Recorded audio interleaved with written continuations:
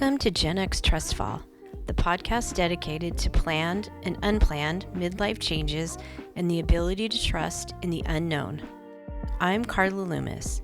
In today's episode, my girl Pattie and I chat about our expensive and numerous attempts at finding a hobby. Later, Susan Postigo and I talk about the unexpected twists her life has taken, beginning with her son's diagnosis in the 1970s and how she found her purpose within the last few years. Thanks so much for listening. I hope you enjoy.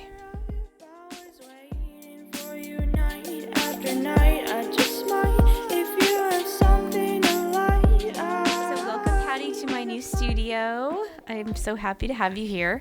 Thanks for having me. I love it. It's amazing in here. So peaceful and calm, and I love everything about it. Thanks. Yeah, I'm pretty happy with it. But I did not bring you here to get compliments on my studio.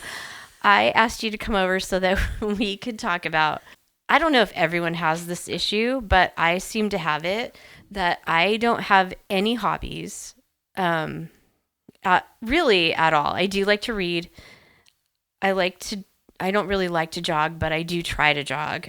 I was into Pilates for like 10 minutes, but I do have a lot of hobbies that I've picked up, spent money on, and then dropped immediately. So I was wondering if you wanted to tell me, do you have that problem as well? I do. Okay. I admit it. I'm a member. Okay. So do you want to talk about some of your, I don't even know, it shouldn't even be called a hobby. It should be called like an attempted hobby. Maybe. Yeah, I agree. Well, I feel like I have a lot of hobbies. Some that I keep on saying, like, I'm going to get to this. I buy something. Yeah. Like, I had a store I opened a store back in the day for scrapbooking. So when I sold the store, I kept a lot of scrapbooking stuff. Okay. It has been a long time. But if you came into my office in my house, you would think that I'm going to start scrapbooking tomorrow. Okay. And I haven't scrapbooked anything. Okay. And I have tons of stuff. Like, okay. I should get rid of it. Yeah. Because I probably am never going to do it again. Yeah. But there's something inside that says, I'm not going to get rid of it. Yeah. I might be a scrapbooker someday again. I might get back to it. Yes. I might go back and scrapbook pictures that I don't even have. They're all on my phone. Exactly. I would have to print them out, but then I do have a photo printer in my closet. Okay. And so you have the capabilities. I have the capabilities of doing it. I have all the materials. Okay. I have everything. But I haven't done one thing. Like, I can make cards, but that would mean that I'd have to make something. So I'd rather just go buy it at the store and then give a card that way. Right. And then I bought needlepoint. Oh. Like, I thought I was going to needlepoint. Yeah. Yeah, I bought stacks of these little kits. Okay. That I was like, oh, I'm going to needlepoint. Even ones that you can like needlepoint on clothing. Uh-huh. Yeah, never done one thing. Okay. It's in like my to-do stack of hobbies that I'm going to get to one day. Yeah. Well, and if you ever like break your leg and you can't walk, or I don't know. My grandma used to do needlepoint, and she did very cute she did everything. Like, I don't know, is needlepoint like for kitchen towels? Because she made a lot of kitchen towels. It's like embroidery, like needlepointing. Like, my mother-in-law, one year, I think this is why I did it, is one year she made us all, like, all the daughter-in-laws, cute little needlepoint hand towels. I still have them. I love them. Yeah. So I thought, I'm going to do stuff like that too. Yeah. No, I haven't done it. No. Okay. I have other stuff. Like, I can go on and on and on. So then I bought like puzzles. Everyone loves puzzles. Right. So instead of just buying one puzzle and thinking like, okay, I'll just start with one. No, I bought 5. And then I bought a puzzle board that is still not out of the box. Okay. Yeah. And it just goes on. Yeah. Goes on and on. Yeah. I can totally relate. Was it last year? It might have been 2 years ago. Somehow, it was like a week before my birthday, and it had to be last year because I wasn't working. And so my son's friend came over Mikey, and somehow I convinced him to go shopping with me. And I decided that I was going to do bows and arrows. Archery. That's what it's called. Archery. Yes. So I really wanted to do archery. And it's it sounds so stupid when I say it out loud. But Mikey and we went to Big Five, and at first I was going to buy a real, bow and arrow and stuff. And then I was like, oh, what about that little kid one? Like, it's a smaller, I think it's a compound bow, and it's, it's a lot stronger than just a normal, bow and arrow. And it was a lot cheaper because it was a little kid one. And so it was like a teenager size or something. So I bought it, and then I bought some arrows, and then I came home and discovered that I'm not strong enough to pull the bow back. Even on the kids one? Even on the kids one. I have 0 arm strength. Oh, no. Because I jog, but I don't work out. I don't work out with my arms. And so Mikey was stunned that I could not pull it back. Like, he was like, Carla, it's really easy. Like, just go like this. And he did it. Of course, he's a grown man. He's not a little boy. It was very easy for him, and no matter what I did, I could not pull back the arm. He had to pull it back for me, and then gosh. I tried. It was a really bad fail, and that was after we set up like a fake man out in the field. Like, we really had it all, and he could hit that guy like in the head, and I could not do it. It was a Santa Claus, because we also went to Michael's and went to the clearance aisle, and we got a styrofoam Santa Claus.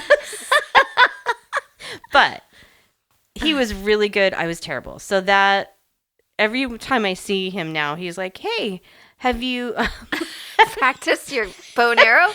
Have you practiced your archery skills lately? And I'm like, no, I can't pull it back still. So that was really bad. And then I brought it out to show you the lovely box, because I don't know, I was probably at Michael's, and it probably was on sale, but it's like a metal stamping kit. And you can stamp like little words on a piece of metal and then make it into a cute bracelet or a cute necklace or a cute, something. It is very cute. It looks like a cute idea. I know. But guess who's never opened the box? And that was not cheap. No, I see the price tag on it. Yeah, it was not cheap. And I convinced myself while I was at Michael's that I'm going to make bracelets and necklaces for all my friends, everyone.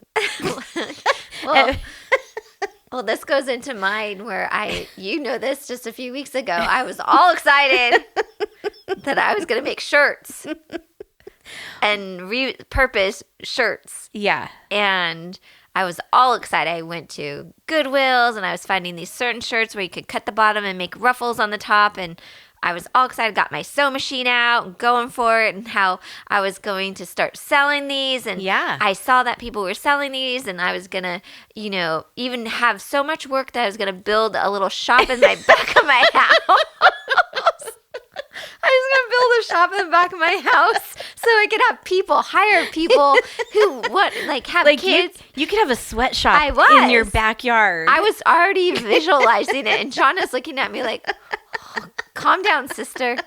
Calm down. Let's make one shirt. So I made 2 shirts that I haven't made any since, but I have a stack of shirts in my spare bedroom. They are cute, and you did send me a picture of one, and they are cute. I know. So if anyone wants to buy a shirt from you, I think I have to put one up. It's not a lost cause. They're very cute, but then they're very time-consuming. But then I saw another design that somebody was making with towels that were swim cover-up. Oh. And they were out of the terry cloth towels. Yeah. And so I thought, I'm going to make those. So I have a stack of terry cloth. Have I made one? No.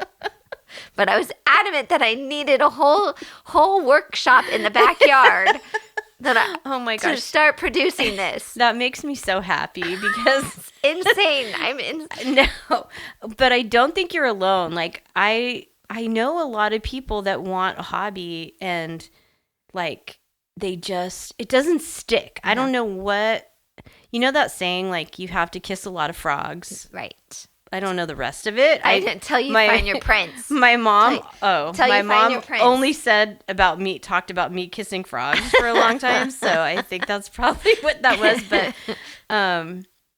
But yeah, I think like hobbies might be like that. Like you need to spend thousands of dollars on, what did we call them? Shoot. It was like your almost hobbies, maybe. Your hobby attempts or something. Yeah, your hobby attempts. And you have to spend thousands of dollars before you find one that really sticks. Like, I have not found that hobby. Have you? No, and then there was like, so this was just in a matter of 2 months that I decided I was going to make shirts and have a workshop in my backyard.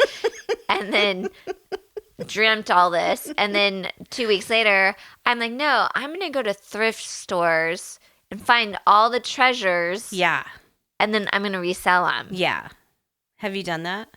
Well, that's a little overwhelming because like, what do you know, like, so before it was just fun. Me and John went to like some, antique shows and stuff, and that was fun.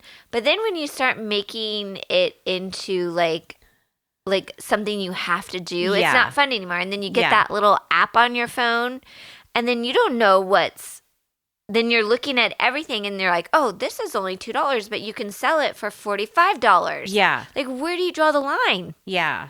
And then I bought all this stuff for $10, right, but it can all sell for like maybe $200. Yeah. But then I'm like, who's going to sell it? So now I have all this crystal shoved in my cabinet because I'm like, but I already have crystal in China in the hall closet that I don't do anything with from my wedding.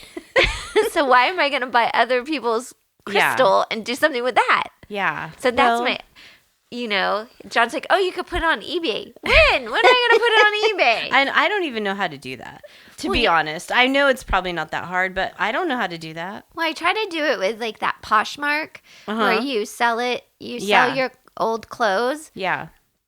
I never got, you saw all those clothes I had. Like I had a whole. Yeah, you gave me some. I had a whole like shopping center in my my garage, and you had good clothes. And I could not sell one piece on there. Oh, there must be a trick. I don't know. I don't know. Maybe I just like to give stuff away. Yeah, so maybe that's my problem. That's your hobby. That's my hobby. Your hobby is buying stuff and giving it away. Yeah. After I say, this will look better on you. I get that. Yeah, I really I can't say that my hobbies have changed since college. I mean, I was reading and running. Well, I was running a lot better back in college, but those were my hobbies. And I mean, I like to watch The Housewives and I like to watch trash TV and right there with you. I like to play solitaire while I'm watching TV. I like to scroll. And John is like, are you watching this? I am. I can do 2 things at once. I can look at my phone and I can watch the TV. That's right. So yeah, I guess this is a hobby because I'm not getting paid. But so you found your hobby. I think I did find my hobby, and it's yes, until I get paid, this is a hobby. And then even then I think it'll be a hobby if that happens. But yeah, I need to learn, don't spend money on the stuff that you think you're going to do, because I'm not going to do it. I'm really not. I agree. I've done the same thing, and I'm not getting that workstation in the backyard. Damn it. I wanted to see your sweatshop. Yeah, because it just turned into a place where John could put more car parts. Right. Because he does have a hobby. He does have a hobby. Yeah. As does my husband. Yeah. He's really good at his hobbies. Yeah, he has multiple hobbies, so he's good at that. So I have no hobbies. Yeah, agree. Well, I don't feel so alone. I don't feel so dumb for showing you my extravagant purchase that the box hasn't even been opened. But if anyone does want a stamped bracelet with their name or a cute inspirational word, I will point you in the right direction. It will not be from me. I was like, I think I'll be getting one for my birthday. No, you won't. I'll find someone on Etsy. Darn it.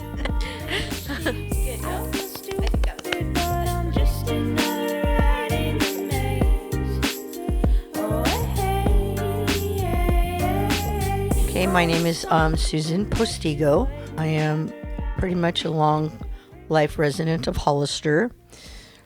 I moved to Hollister when I was 6 years old. We moved from San Jose.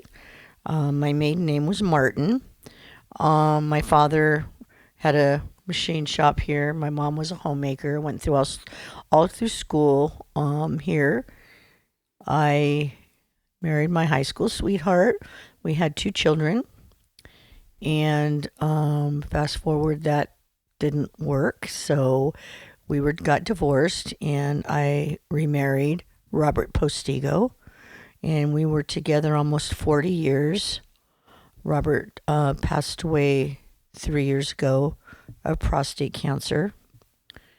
So now I'm trying to navigate the world. Yeah. It's totally different doing that after 60, right? Like, it's different. I had no idea the lifestyle of a single person. As I've told so many people, when Robert and I were married, we were married and taking care of the kids, the grandkids, and I feel now that I lived in a sheltered world because it's kind of a crazy world out there. Yeah. So can we back up? Because I remember, I was a lifeguard at Blotto, and I want to say it was 1984, 83, 84, the summer of 84 maybe. And I remember you coming to the pool with your son. Wow. And I didn't know, but I knew that your son was a special needs child. I didn't know, but I remember seeing you come to the pool. Yeah, Adrian was born in 1979. Okay. And Adrian was born, and we brought him home, and there was a physician here in town at that time, a pediatrician, I should say. Uh-huh.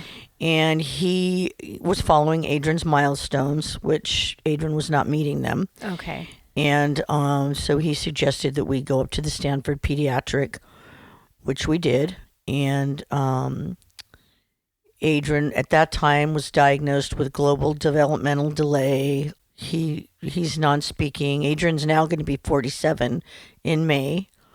Wow. He's another one that's beat the odds because they said that he wouldn't walk. He walks. He's pretty functional. Mm-hmm. But yeah, that was a long time ago. Yeah. And the only reason I remember it was I remember your husband at the time. I think I had seen him at the high school, or he was familiar to me. I don't think I knew you really at all, but that's why I remember. That's what I remember, and you bringing this little boy to the pool. So yeah, he actually, Adrian's and Allison. I have a daughter, Allison. She's going to be 49 this year. Their dad, he was very involved with Adrian, and he even quit a job that he had to become a teacher's assistant at the high school. Wow. In the special ed program. Oh my gosh. So that he could keep an eye on Adrian. Really? Yeah, he's an extremely helpful ex-husband when it comes to Wow. Yeah. Wow. And so can you describe Adrian's diagnosis later? Like, was that what they So, as the years went on, Adrian, my ex-husband and I were divorced. And he lived in Hollister he remarried and he lived in Hollister for a while. Okay. However, then they moved to Merced, which made things complicated. Yeah. Yeah. And I had to make probably one of the hardest decisions of my life. But I felt in my heart that it was best for Adrian to be with his dad. And so I shouldn't say allowed, Adrian moved to Merced with his dad and stepmom. But I was still very involved in here, every other weekend, and I went to all his sporting things and everything like that. So then fast forward, my daughter got married, and she then got pregnant and had her oldest son, who's going to be 16 this year. Allison had a real traumatic birth with Emilio. Okay. And so when he was born, there were red flags, and so he was sent immediately to Santa Clara Valley Med. Yeah. And he was in the pediatric NICU for about 3 weeks.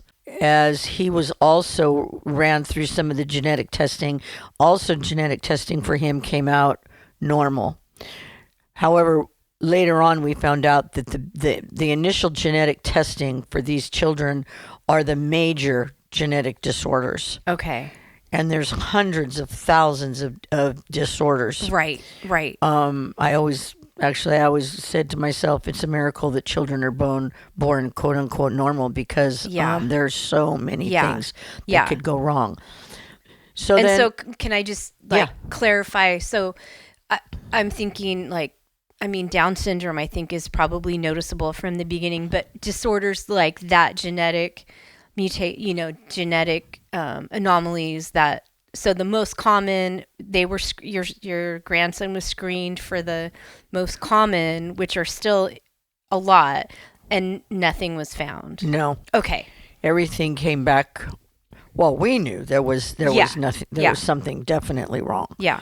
And right away, Hollister, the special education program here in Hollister, or special education resources, other than having to get private resources, which we really don't have. Yeah. But they have, it's called the early childhood development. And Emilio went directly there. He didn't sit up when he was supposed to, didn't crawl when he was supposed to. Everything was delayed. What were they telling her about that?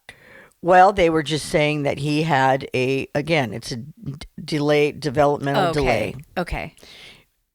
A huge red flag is the head circumference of a baby. Okay. And when the head circumference is small, normally, I'm not going to say all the time, but normally there are some neurological problems. Okay. And we had him in every kind of therapy that you could think of. Yeah. And Emilio actually now is doing really, really well. Good. He's still delayed from being a 15-year-old, but he's doing very well. Then fast forward 2 years later, she had another child, Marcos, and same thing happened. And I almost broke. I said, we can't do this again. We can't. Yeah. It's like Emilio was 3. It was like, who do we prioritize here? Yeah. Now we have 2. Yeah. And are you seeing a lot of similarities between your grandsons and your son at that age? Like, are you really seeing a parallel, or are you thinking this is like, these are 2 separate things that happened in the same family? No, when I sit back and I look now, and that's a good question, because there's so many levels, developmental levels. Emilio is very high functioning. My son Adrian is middle. Okay. And Marcos is low. Okay. Emilio, he's learning money. He's very social. He's the water boy for the boys. The girls' basketball team. I'm sorry, at the high school. And then my son, Adrian, he's not as functional. However, he still does do his activities of daily living. He dresses himself, Okay.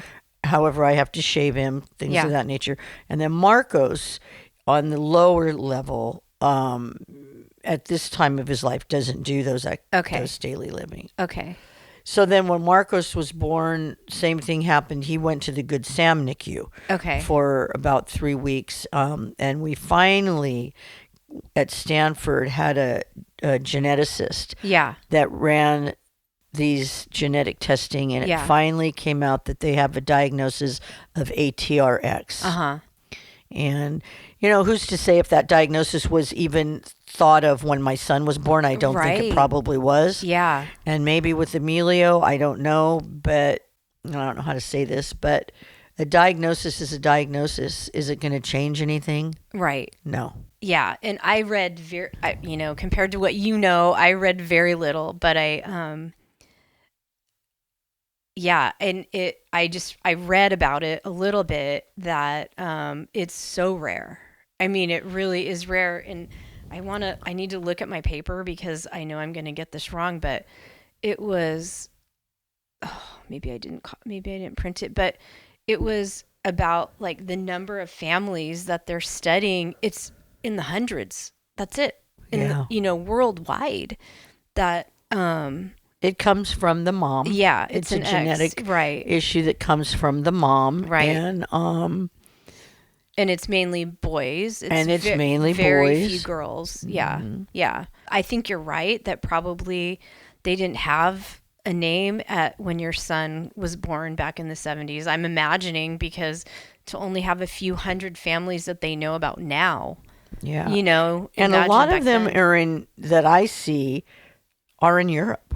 Oh. I've done some studies too, and you see a lot because we were on the ATRX website or Facebook page, social media, I guess I should say. Yeah. And a lot of the parents and families seem to be from Europe. Okay. Interesting. Mm-hmm. However, our boys are really, for what they have, I know that it's difficult. However, most of these children that have this diagnosis, they're on feeding tubes. They're in the hospital continuously for some sort of a diagnostic issue. Yeah. So really, we're, if God, I always say, if God gave us these boys, we're in that sense, we're lucky. The fact that, you had raised a son already, and then your grandsons have your daughter was unfortunately or fortunately probably fairly well equipped to. Yeah, I tell people this wasn't our first rodeo. This wasn't our first rodeo. We've done this before, but and as I get older, I think that in the world we live today, sometimes I think we're the fortunate ones to have these boys. Yeah. I've always said, you walk into a room with I call them children, but they're not. They're young adults. Right. And you leave with a smile on your face. Yeah. They're happy. Yeah. And so talk about what you started in the community. I think that just as much of the story about your son and your grandsons, I think a really important part of your story is what you're doing now. Thank you. Well, part of the story was that my husband, Robert, and I used to go to different communities and see various employment opportunities or volunteer opportunities for adults with special needs. Because what happens after they age out of high school, which I think is 21 years of age. I was wondering about that. Yeah, they get to stay in high school 4 years longer than. So I think it's 21 years of age. I think you might be right. There are a few resources in town. Right. But they are so overloaded that they have wait lists. Yeah. So now what does a parent do? Right. A parent has to go to work. Yeah. a parent can't just stay home. Right. So, and we used to see, Robert and I used to see this, and Robert always would tell me, Susan, why don't we do something like this in Hollister? Yeah. And, but the rents in Hollister are so expensive to rent a building. Yeah. We looked and we just said, no, we couldn't afford it. Yeah. At our age, it was like where we're trying to retire to, and getting back into debt wasn't an option. Right. So, as I said, my husband passed away 3 years ago, and about a year after that, there was a local business here in town. It was a thrift store that was going out of business. She was selling the business. And I saw it on social media, and so I went down and I looked at it and I talked to her, and I just had in my heart, I go, here's my purpose. Yeah. Like right here is my purpose. Yeah. And it's hard because I don't have anybody to bounce these ideas off of, Yeah. And so my daughter and I opened a thrift store. It's called New Beginnings Thrift and Resale. It's on 5th Street here in Hollister. And we employ some of the special adult clients. Some of them volunteer. And we love it. Yeah. And they come in, and I'll tell you, they work, and they work hard. Yeah. It's amazing. Sometimes we'll give them a task, and like in a half an hour, 45 minutes, the person that's with them comes back and says, okay, they finished. And it's like, what? I wanted that to last a little longer. Yeah. But yeah, it's been, in my retirement years, I owned a medical billing service here in Hollister for probably about, 12 years. So this in my retirement years has really, it's really, how can I say, it's made me find my purpose, I guess. Yeah. Yeah. Which I had a previous guest on a couple weeks back. I think you said you started listening to him, but his, we talked about retirement, and so many people have their identities wrapped up in their careers. And I think, number one, it's important to find your purpose, but I think it's also very rare. I don't know that so many people are able to figure out what it is that their purpose is after they retire. So one, I just want to say good job for finding that, because I know how I feel doing this, and it feels so great. Like it fills me up. I don't know how else to say it. And I have a feeling that's probably how you feel. And that I love that building. That building is such a great building. They said it used to be, this was before my time, a laundromat. Really? There. Oh. That's what I had heard. Huh. But, and again, the landlords, I feel they're a huge part of this, because they are not gouging, can I say, for rent. Yeah. And because I had always said, if I had to pay too much rent, I wasn't going to do it. Yeah. And so everything just fell into place. Yeah. Everything. Yeah. My daughter and I look at each other, and it's like, we have never done this before. Like the first year, we've been in business now about 18 months. But the first year, it was like we looked at each other. It was like, okay, are we doing this right? What are we doing? But the community has been so gracious to us. And and obviously we did something right, because we're still here. Yeah, it really is a great place. And the last time when I went in there, I wanted to talk to you. And I don't know, I think you weren't there, but there was a young woman behind the desk. I don't know if she was part of the group or just one of your employees, but I mean, she was so adorable and so welcoming. I wonder if it was our little volunteer. So kind and so just enthusiastic. You know, it was like, hi, I'm so glad you're here. That's how I felt when I walked in. And I've taken my mom there to go look around. I think she bought something, but it's just it has just a great vibe. It has a great feeling. And I agree. Like, I think the community, I've read several articles about it already, like in different, I think Bonito Link, right? Mm-hmm. Yeah.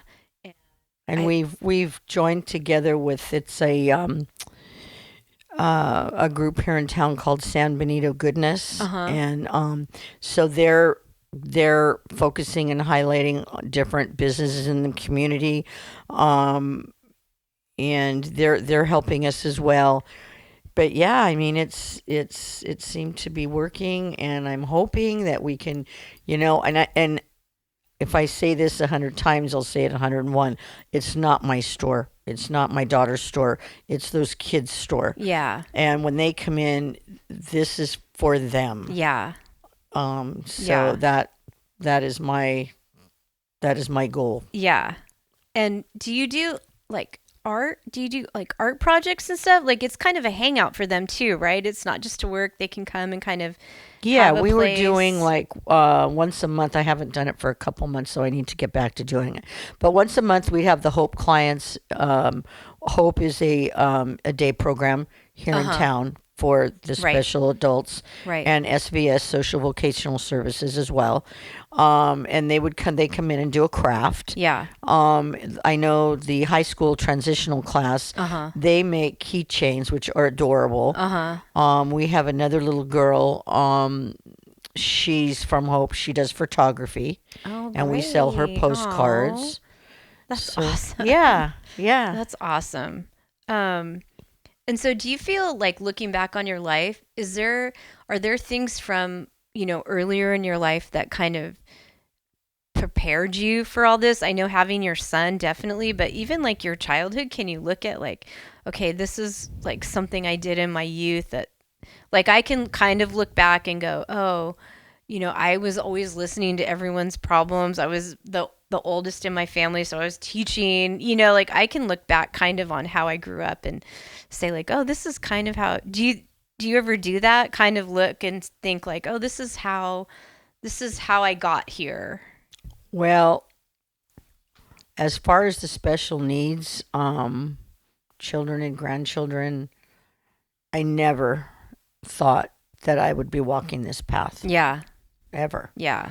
And it's rewarding in many ways, but in many ways too, and I think social media has a lot to do with it because, you see all these other children being able to do all this other stuff. And, I think Emilio's going to be 16. He would, get a driver's license. But then on the other hand, I think, I'm kind of glad he's not because I would be a nervous wreck if he was driving. But, I never thought that I would walk this path. I guess what I should be asking is like, you showed your daughter how to do it. What a great role model you were for your daughter to see. Like, this is how you do this. Yeah. And I can only imagine. And Allison was always so good with her brother. Yeah. And I always used to tell her, Allie, if you should be like a special ed teacher or something to do with special ed, never thinking that she would be a full-time mom to two special ed children. Yeah. Yeah. Wow. But I need to also say she's married to a great guy. Yeah. Gilbert, my son-in-law, they've been married now. If Emilio's going to be 16, they've been married like 17 years, 18 years. And he's a huge help as well.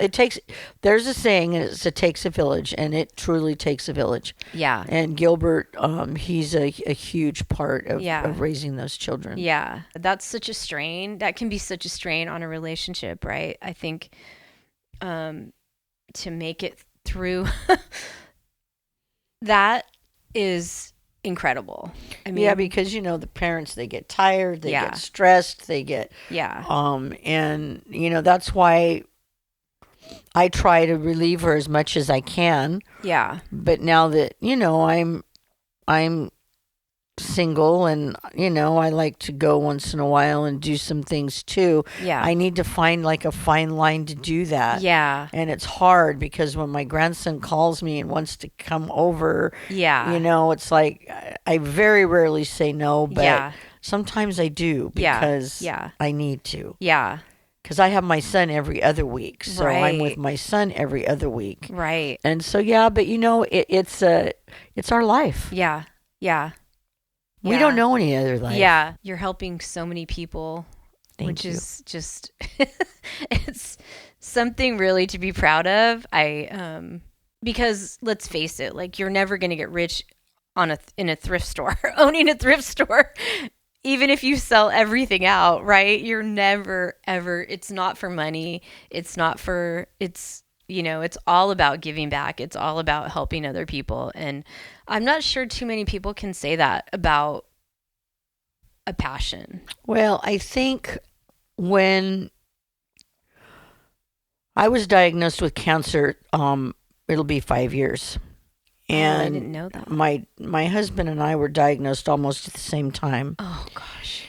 And my dad passed away of cancer in my home. Oh. My mom, she wasn't in my home when she passed away. But I think when death knocks at the door, Yeah. you look at life a whole lot different. Yeah. Yeah. And no, I am not in this for the money at all. Right. I don't care if I make 1 penny at the end of it. Right. This isn't for me. It's for the children. It's for those kids. Yeah. And but I think when death knocks at the door, you have a whole different perspective of life. Yeah. I think you're right. And I want to thank you, first of all, for talking to me, because this isn't really an easy subject to talk about. I know, like you say, like it's your life, but it's not easy. And I know that sometimes the daily routine is not easy. But I do appreciate you coming here. And so I ask everyone, what do you think your superpower is? What is your superpower? My superpower? Mm-hmm. What's your superpower? I don't know. Tell me what it says. Like some people say their positivity. Some people say one of my guests said, despite what she'd been through, she's not jaded.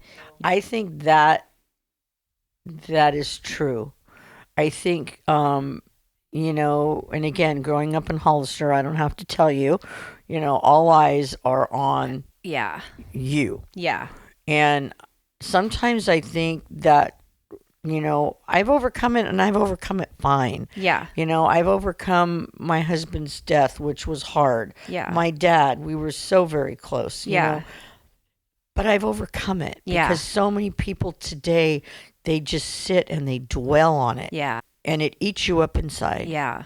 And I will not allow that to do that to me. Yeah. Another superpower I have is, and I don't know why, but my daughter, a lot of their friends that are going through problems, or, they call me. It's all, sometimes they say I need to have a counselor PhD behind my name. Exactly. I don't know why they call me. I tell them I can't even take care of my own life. But you know what? I'm happy to do it for them. A lot of the younger kids that, they used to invite Robert and I to their parties, and everybody would say, God, you're old enough to be their parents. I said, I feel honored. Yeah. I feel honored to do that. Yeah. That must mean that they, they think that, that we're somewhat cool, I guess you could say. Yeah. Yeah. And I feel honored. Yeah. But life is good, and I know life is tough. I know it. But sometimes you just have to overcome it and see that rainbow in the sky. I do think it's a rare thing at our age. A lot of people don't get up and do it. A lot of people don't see the bright side. They really look at that glass half empty. And I think it's so important to hear stories like yours where, you've been through a lot of shit. Mm-hmm. You really have. And it's not like you're walking around, No, I won't let it get to me. Yeah. A few years ago, after I was diagnosed with cancer, I did break. Yeah. And I had never ever in my life been like that before. Yeah. It was around COVID, and my son had gotten COVID, and Robert and I were dealing with cancer, and I just broke, and my friends were like, Susan, this is not you. Yeah. And And I don't know what it is, but I put on my big girl chonies and said, Susan, you can't do this. You can't be like this. Yeah. And I came out of it. But no, it's tough. I mean, it is a tough world that we live in, but there's always something to be thankful for. I just appreciate you coming here and talking to me, because a lot of people don't really, they like their privacy, and I totally get that. But I also think that, hearing about how other people get through difficult things is so important. And for me, I always get inspiration from that. I always get a little bit of fuel for myself, and kind of like you said, like, okay, I need to think about something really good that's happening in my life right now, because it's not always good. It's sometimes bad, but because we need to remember, life can change in a day. Yeah, it really can. Life could change in a minute. I know. And, and I vow as much as I can not to have regrets. Yeah. And, these boys and this thrift shop, they have made up my life so meaningful. Yeah. That, I mean. Yeah. I have bad days too.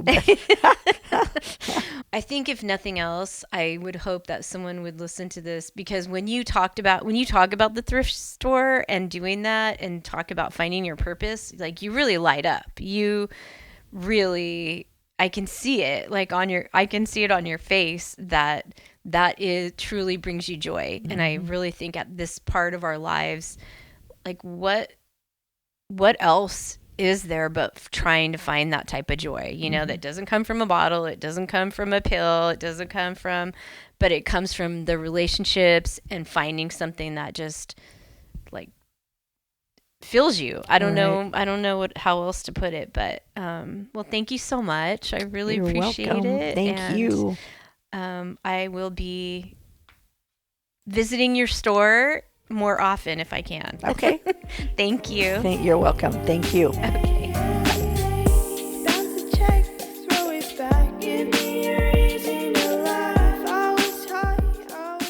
Thank you for joining me on today's adventure. Special thanks to Pattie Saso for letting me in on her fantasy of a backyard sweatshop, and for making me feel a little better about my crazy expenditures. Special thanks to Susan Postigo for sharing her family's story and for making the town of Hollister a better place for special individuals. Thank you for listening to Gen X TrustFall. If you liked this episode or have a suggestion for a potential guest, please check out our website at genxtrustfall.com. Gen X TrustFall is produced by me and the recording master, Ryan Loomis, at Double Banger Studio. Music by Ryan and Sam. Website and advisory by Amy Clifford.